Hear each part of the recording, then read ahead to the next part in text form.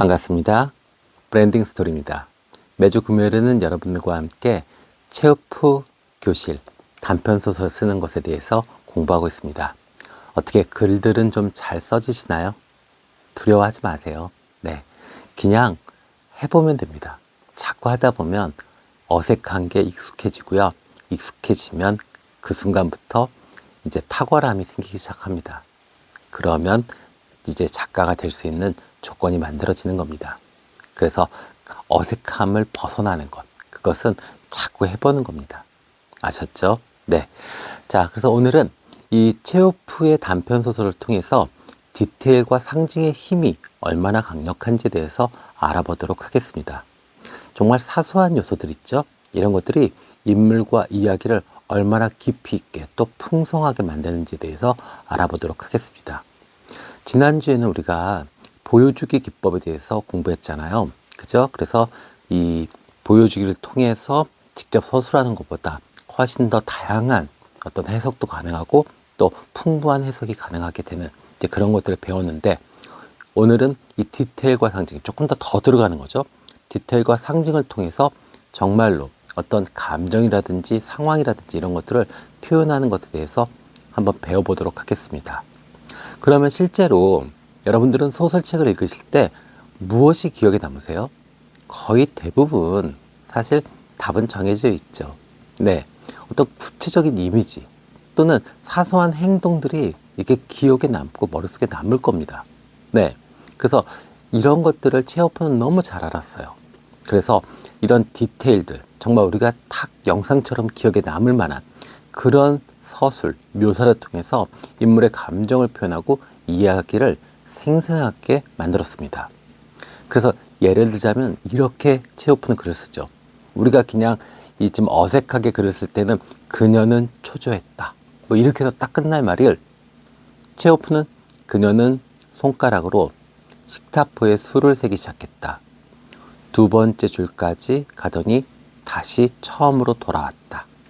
이렇게요. 그럼 뭐예요? 뭔가 반복적인 행동을 한다는 건 불안한 거잖아요. 그죠? 그것에 집중하지 못한다는 거잖아요. 앞으로 나가면은 숫자를 식탁보를 센다라고 했을 때 앞으로 계속 나간다면 그것에 몰입을 하는 건데, 그게 아니라 셌다가 다시 돌아와요. 그럼 뭐예요? 반복적인 행동은 하는데 그 행동에 몰입을 못한다. 그럼 여기서 유추할 수 있는 것은 불안하구나. 우리가 이것을 알 수 있잖아요. 그죠? 그래서 이 체오프가 실제로 사용했던 디테일법, 우리가 한번 좀 더 공부를 해보자고요. 그래서 여러분들이 글을 쓰실 때 이렇게 좀 흉내를 좀 내보세요. 그러면 글이 정말 맛있고 멋있어집니다. 네. 자, 체오프는 사소한 행동을요, 이렇게 표현하면서 그것으로 심리를 이렇게 투영시키는, 심리를 묘사하는 방식으로 글을 쓰는 걸 좋아했어요. 그래서 그는 불안했다, 이렇게 표현할 것을 그는 계속 셔츠 소매를 만지작거렸다. 우리가 셔츠 소매를 계속 만지작거린다는 거, 이것도 불안한 행동 중에 하나잖아요. 그죠? 이렇게 표현해서 그 등장인물이 지금 많이 불안해하는구나, 이런 것을 우리 독자들이 이해할 수 있도록 해줬습니다. 또 배경과 사물을 통해서 분위기를 암시했죠. 그래서 그의 집이 오래됐다, 이렇게 표현할 것을 조금 더 멋있게 표현합니다. 문 손잡이는 닳아 반짝였고 창틀의 페인트는 이미 벗겨져 있었다. 멋있죠? 그죠? 이렇게 글을 쓰시면 글이 쓰는 사람도 너무 재밌고 독자들은 읽었을 때 멋있죠. 네, 아셨죠? 네, 또 있습니다. 상징을 통해서 감정을 암시하기도 합니다.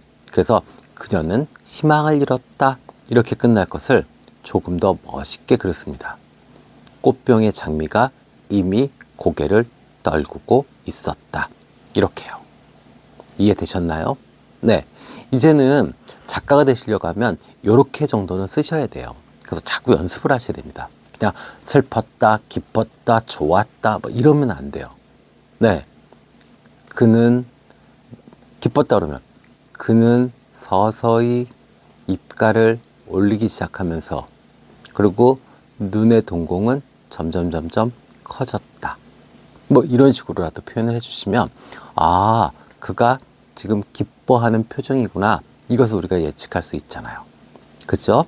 자, 그래서 오늘은 예시로 드릴 작품을 통해서 한번 더더 알아보자고요. 이렇게 디테일과 상징을 통해서 어떤 감정을 표현하는 방법이요. 네, 오늘 알아볼 작품은 안톤 체호프의 슬픔입니다. 주인공 이오나는요, 아들의 죽음을 겪었습니다. 그리고 정말 깊은 슬픔에 빠져서 말을 나눌 대상을 찾고 있었습니다.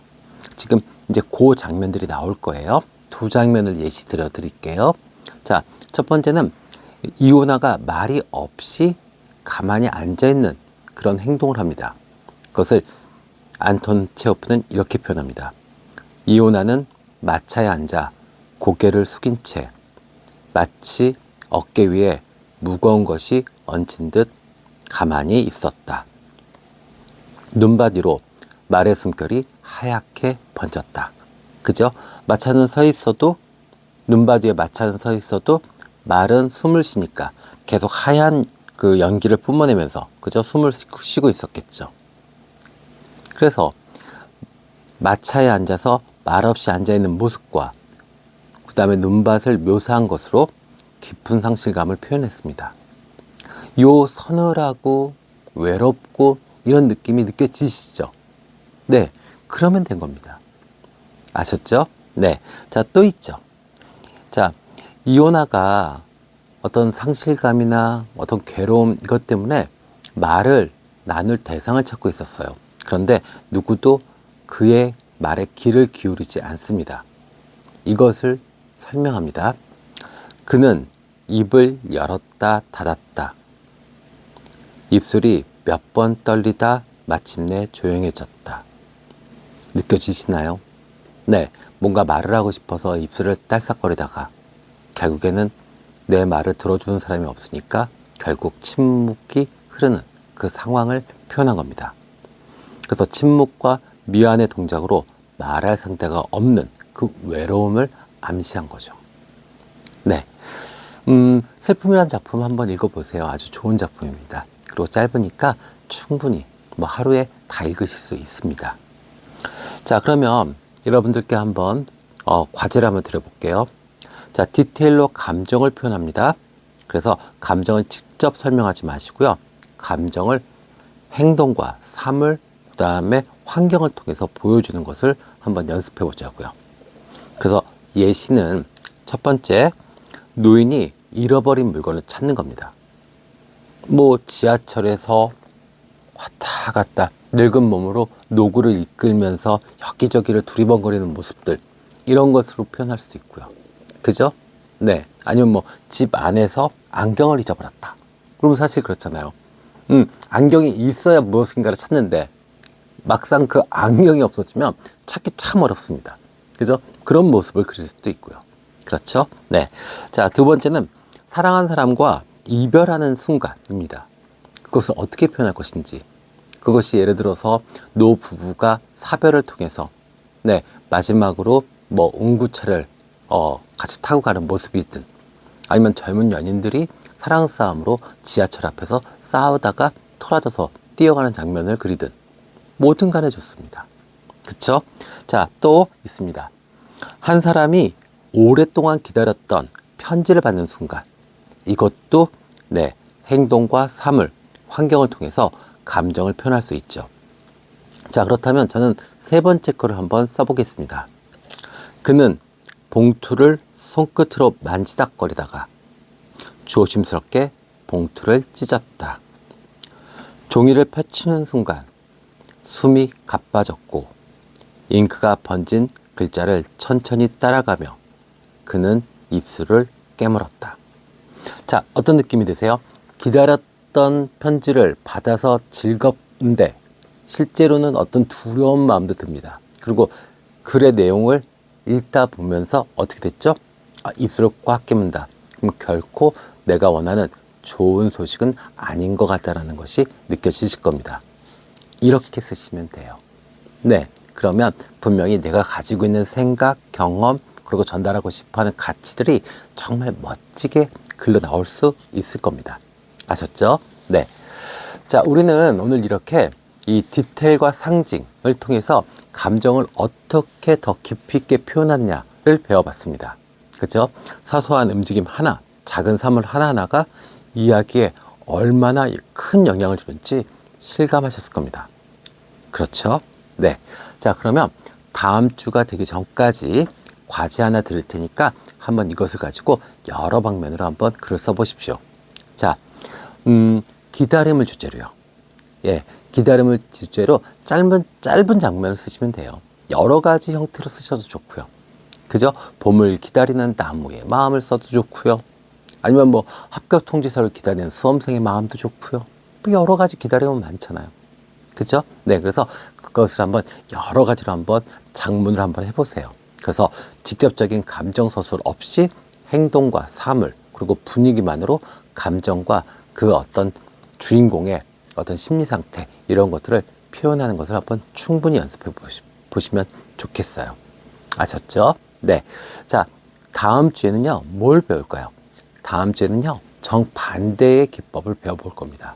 자, 지금까지는 어땠죠? 보여주기 기법. 그래서 기왕이면 단문으로 딱 끝나는 거. 그는 슬펐다. 이게 아니라. 그죠? 무엇에서 무엇했다. 이렇게 하니까 보여주기가 됐죠.